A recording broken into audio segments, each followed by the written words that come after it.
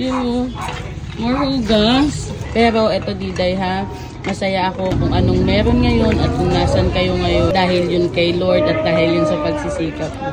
Help mo rin po sa'yo. Siyempre dahil din yun sa'yo, dahil nagsikap ka din kung nasan ka ngayon ha. Naisasabihin ko lang ako ate. Nakapasa ka doon, wow. Nakapasa doon po. Nahanap doon po ko ng principal. Day! Yung more hugas. Ano ba, kumusta yung New Year nyo? Okay lang naman po. O, anong nangyari? Kumusta? Doon ka nag-New Year sa inyo? Masaya po. Ano mga nangyari? Ba't parang ano, hinang-hina? Ano pang nangyayari sa'yo? Ha? Sasabihin ko sana ako.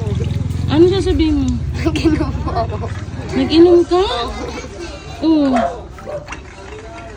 Kailan? Yung bagong taon po. Napasama po sa mga kamag-anak ko. Kaya ganyan ang boses mo. Opo. Madami kang nainom?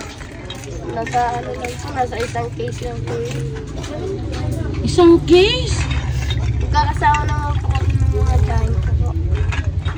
Alam mo, po, kapitbahay ko po. Alam mo Diday, okay lang naman yun kasi New Year naman. Pero sa edad mo at syempre breastfeeding ka, huwag kang mag-iinom ng ganun ha. Kasi syempre nadede pa sa'yo yung anak mo tapos bata ka pa. Sinamahan ko lang po sila.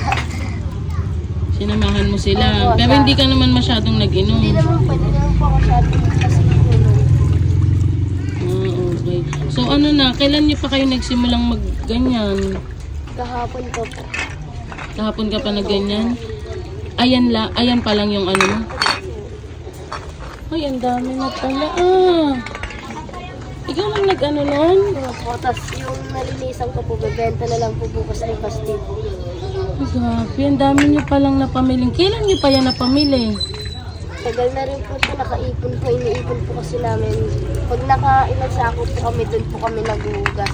Para po pag nahugasan po namin yung nasa loob po ng sako, sabay-sabay po ang pagbenta po.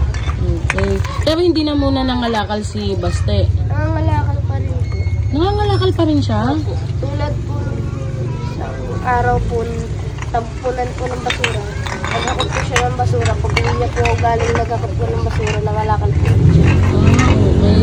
Ibig sabihin, nagtatapon din pala si Basti ng basura. Opo. Oh, sino nag-alaga pala sa anak mo nung nag-inom ka? Ako pa rin po. Hindi naman po ako masyadong nag-iinom po na madami po. Pero sa ito ngayon sinasabi ko sa'yo, Diday ha, ang pag-inom dapat alam mo kung hanggang saan ka lang. At saka, syempre, dahil bata ka pa, diba, huwag mo sanayin yung sarili mo sa alak ha. Kasi, First time na inom ko lang po yun. oh, first time. Basta alam mo yung limit mo at syempre hindi mo mapabayaan yung anak mo at nagpapa-breastfeed ka kasi, 'di ba? Baka madede ng anak mo yung ano. Baka malasing din si Basti. Ha? Nga pala, pumunta ako dito kasi gusto din kitang kumustahin at eto may parcel na pinapabigay sa iyo si Ma'am Jane Ann. Oh. Ano kaya yan laman na yan? Pinabibigay sa iyo ni Ma'am Jane Ann. Pahabol niya daw, pamasko. Sumama ko pakaramdam. Kaya nga, malat na malat ka. Ikaw lahat ang naglinis ng boteng yon?